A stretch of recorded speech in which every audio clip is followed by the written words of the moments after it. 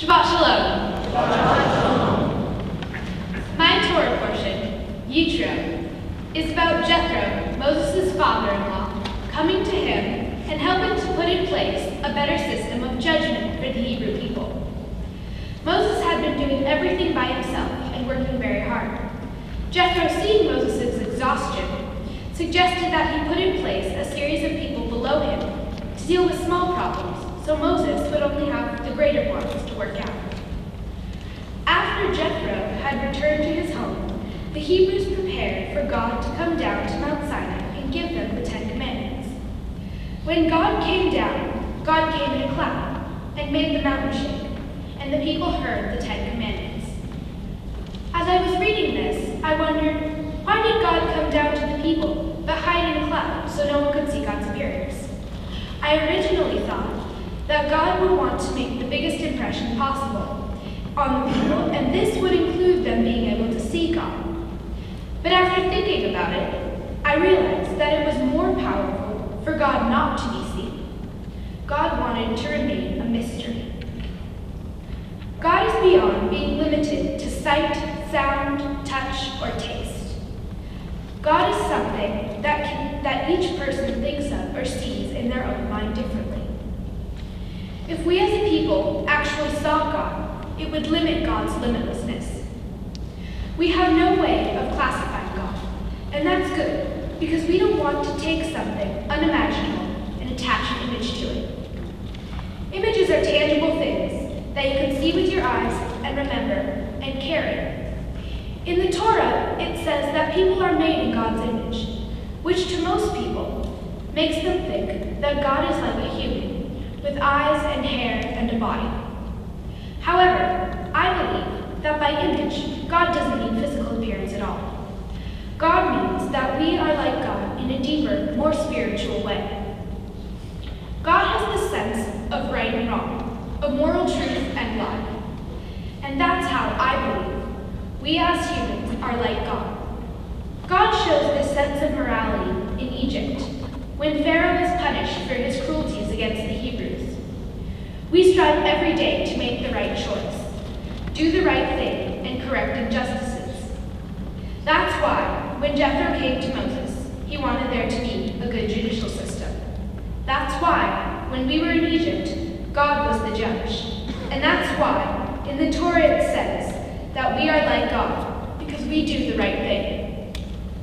Animals, however, don't have the same kind of morality. There are millions of types of animals in the world that live and grow and change over the course of their lifetimes. They are, in a sense, like us, with their families and way of life. And even they have God all around them, because God is everywhere.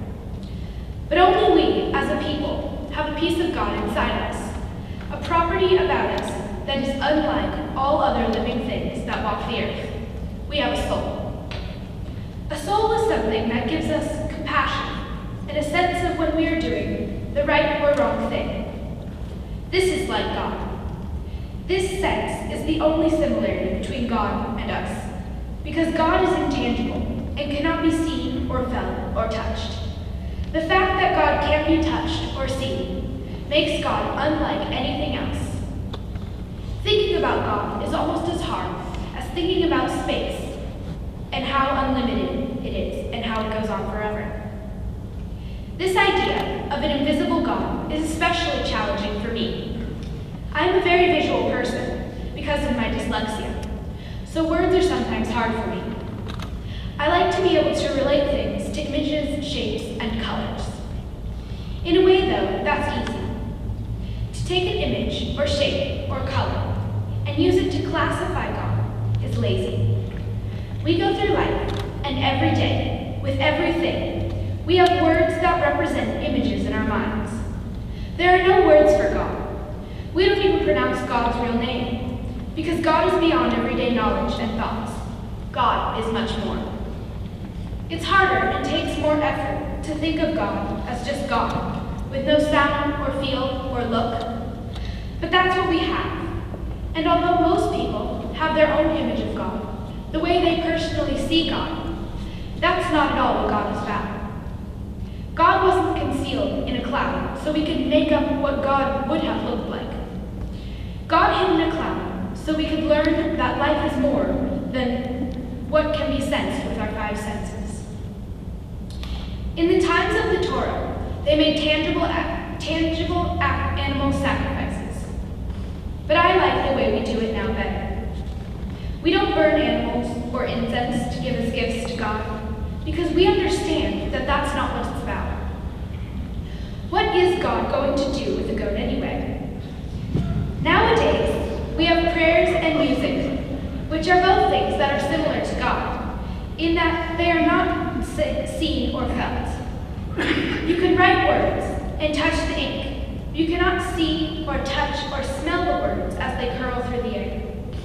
You can write out music notes and play instruments, but you cannot grasp the sounds as they roll through space.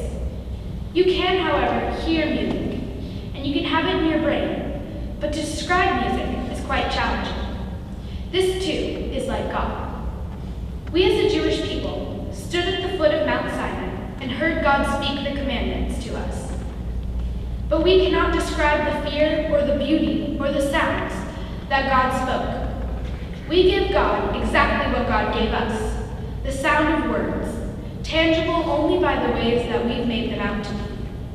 That's why we no longer give offerings. God is beyond images and material items. God is all-powerful, and that's why God hid in a cloud, because God is everywhere and all around us, and to reveal an image in our made-up sense of the word would be impossible.